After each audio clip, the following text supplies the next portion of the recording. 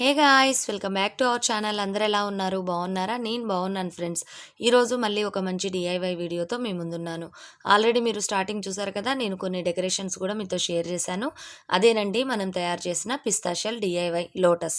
దీన్ని మనం తప్పకుండా ట్రై చేయొచ్చు. ఎందుకంటే పిస్తాషియల్స్ ఉంటేనే కాదు, దీనికి ఆల్టర్నేట్గా నేను స్పూన్స్తో కూడా ఎలా తయారు చేసుకోవాలి ఏంటి అన్నది నా నెక్స్ట్ వీడియోస్లో షేర్ చేస్తాను. ముందుగా అయితే మనం ఈ వీడియోలో పిస్తాషియల్స్ చూపించాం కదా, మీరు కూడా మీ దగ్గర ఉన్నట్టయితే తప్పకుండా ఈ వీడియోని అంటే ఈ డిఐవైని ట్రై చేయండి. మరి స్టార్ట్ చేసేద్దామా?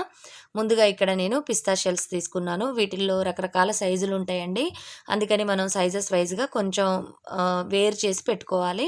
నెక్స్ట్ ఇక్కడ నేను ఒక కార్డ్బోర్డ్ పీస్ తీసుకున్నాను. దీంట్లో నేను మెజర్మెంట్స్ అనేది స్క్రీన్ మీద మెన్షన్ చేస్తాను.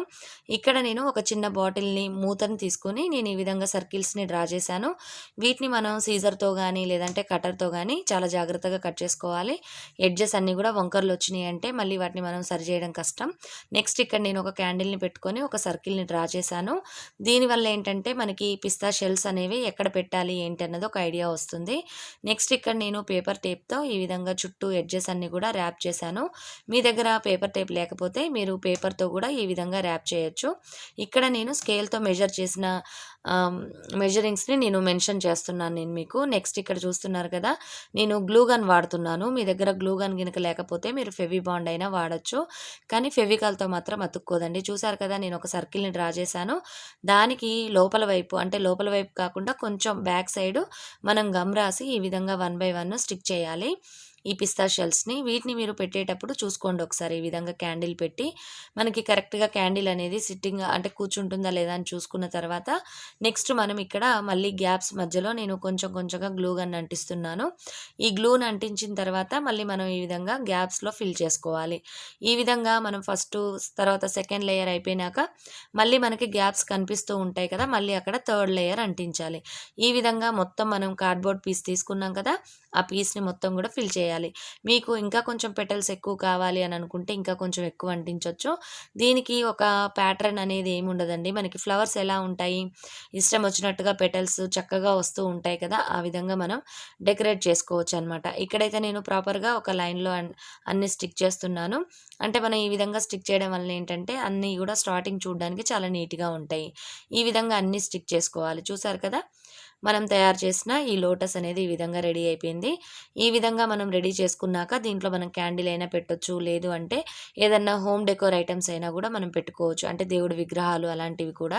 నెక్స్ట్ ఇక్కడ నేను ఒక బాటిల్ మూతలు తీసుకున్నానండి. ఇవి మనకి మెటల్వి ఉంటాయి కదా, ఏదన్నా వాడని బాటిల్స్వి అవైనా తీసుకోవచ్చు, లేదంటే కార్డ్బోర్డ్ పీస్ అయినా సరే మనం ఒక రోల్ చేసామంటే ఒక బేస్ లాగా ఉంటుంది. దాన్నైనా మనం ఈ విధంగా స్టిక్ చేసుకోవాలి గ్లూ గమ్తో. ఎందుకంటే ఇది కొంచెం మనకి హైట్ వస్తుంది అనమాట. ఫ్లవర్ చూసారు కదా, ఇక్కడ వీడియోలో ఈ విధంగా హైట్ వస్తుంది. అలానే మనం ఈ విధంగా బాటిల్ మూతలు కానీ ఇలాంటివి ఏమన్నా పెట్టడం వలన ఇక్కడ వీడియోలో చూపిస్తున్నాను చూడండి.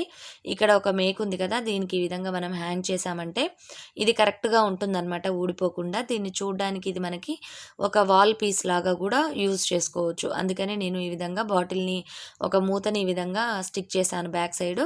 మీరు అలా కాకపోతే ఈ విధంగా చూసారు కదా, ఈ విధంగా మనం ఎక్కడన్నా టీవీ యూనిట్ దగ్గర కావచ్చు, లేదంటే మందిరం దగ్గర కావచ్చు, లేదంటే డ్రెస్సింగ్ టేబుల్స్ దగ్గర కూడా మనం ఈ విధంగా యూజ్ చేసుకోవచ్చు. అలానే పక్కన చిన్న చిన్న లోటస్లు కూడా తయారు చేశాను నేను.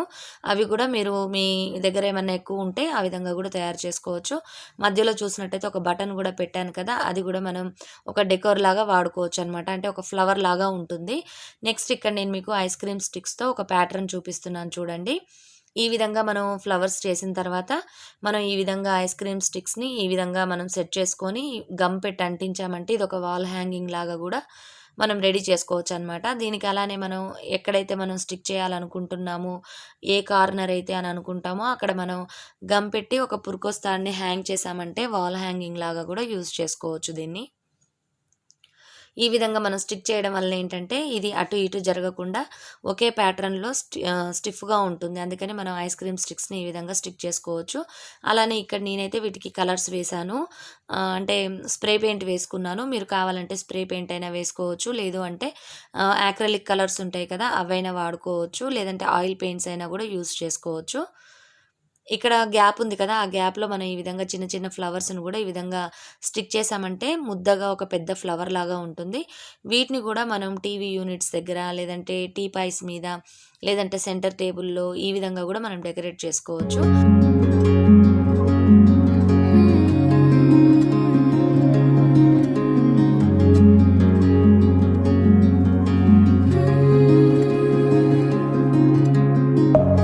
Deep within, here we go, but somehow I'm caught in the middle. Is this the end before we've even begun? Should I work against the flow? ఎలా ఉంది ఫ్రెండ్స్ ఈ డిఐవై? నచ్చిందా మీకు? నచ్చినట్టయితే తప్పకుండా లైక్ చేయాలి కదా మరి. లైక్ చేశారా? లైక్ చేయకపోతే లైక్ చేయండి. మరిన్ని మంచి డిఐవైస్‌తో, మరిన్ని మంచి వ్లాగ్స్‌తో మీ ముందుంటాను. Bye bye. See you. Have a nice day.